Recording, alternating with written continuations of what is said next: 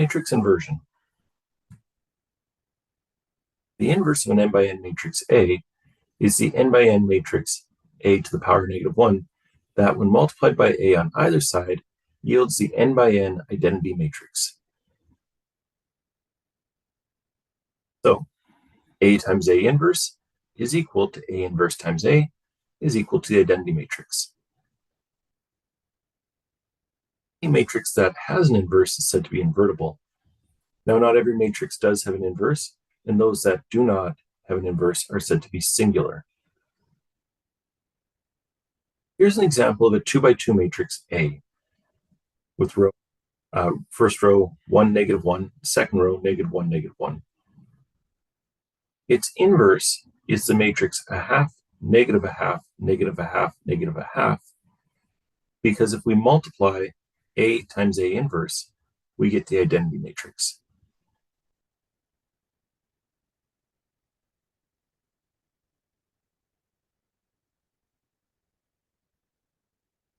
Here's another example. We want to find the inverse of this matrix 1, -1, -1, -1.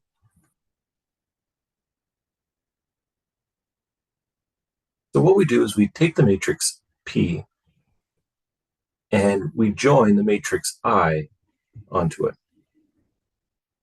We then row reduce our first matrix, or we row reduce this new matrix until the left side, P, is in fact the identity matrix.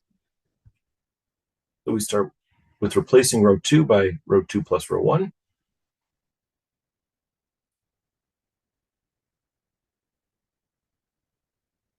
We then replace row 1 by twice row 1 minus row 2. And then we divide the first row by 2 and the second row by -2. That gives us the identity matrix on the left, and on the right, we have the inverse of P. And it's the same as the inverse we saw in the previous example.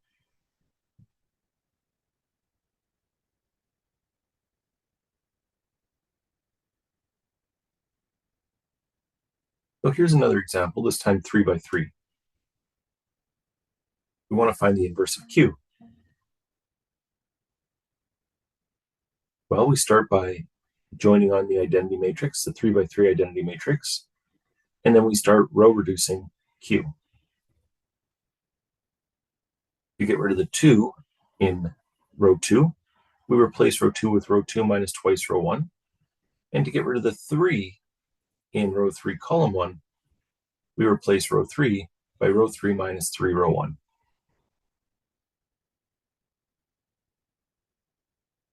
Now, since we've already cleared column 2, other than our pivot, we worry about column 3.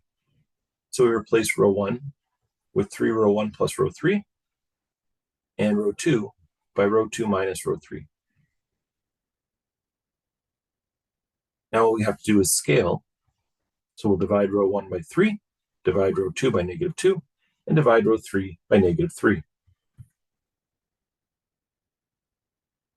And so when we scale it, we end up with our identity matrix on the left, and on the right, we found Q inverse. It's a good idea to check that Q inverse actually is the inverse of Q by multiplying the two matrices.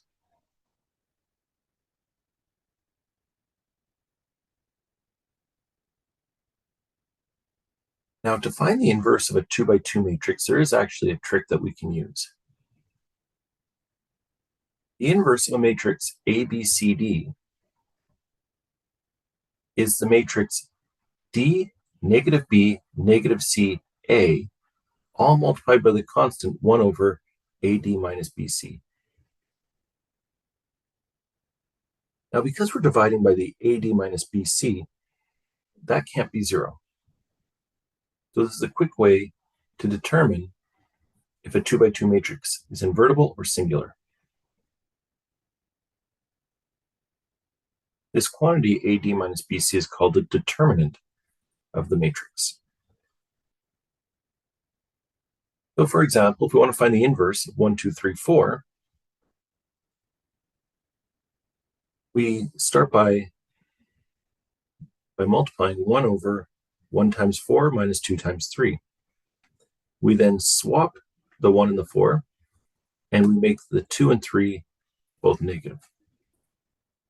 So we end up with negative a half times 4, negative 2, negative 3, 1.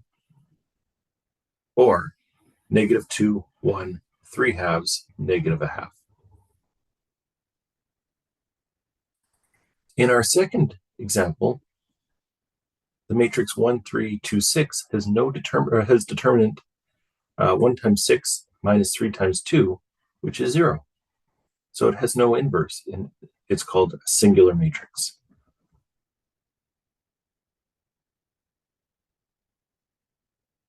Now, if we have a system of equations, ax equals b, we can solve for x by taking the matrix A, finding its inverse, and multiplying by the inverse on both sides.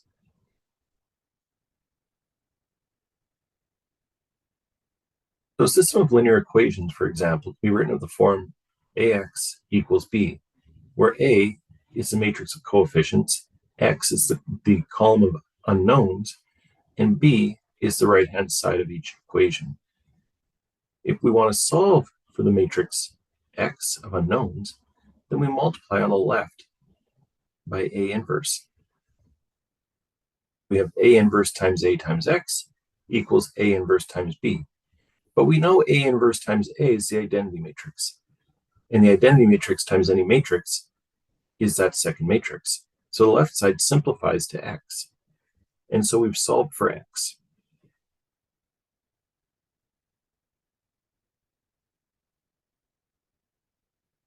Here's a step-by-step example. We want to solve the system of equations 2x plus z equals 9, 2x plus y minus z equals 6, 3x plus y minus z equals 9. So we start by writing a matrix of coefficients.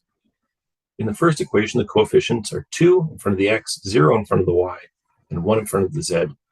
So 2, 0, 1 is our first row. Second row is 2, 1, negative 1. Third row, 3, 1, negative 1.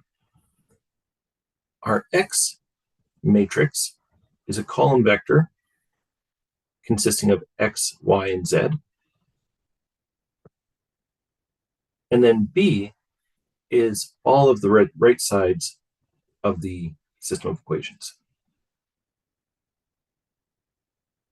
We can go ahead and find the inverse of A. It's 0, negative 1, 1, 1, 5, negative 4, and 1, 2, negative 2. And so the inverse of A will be left multiplied on both sides. And so solving ax equals b means that x is equal to A inverse b, or that inverse matrix times our vector 9, 6, 9. If we multiply those two things, we get 3, 3, 3. And that's the solution to the system of equations. We want to solve the following systems of equations.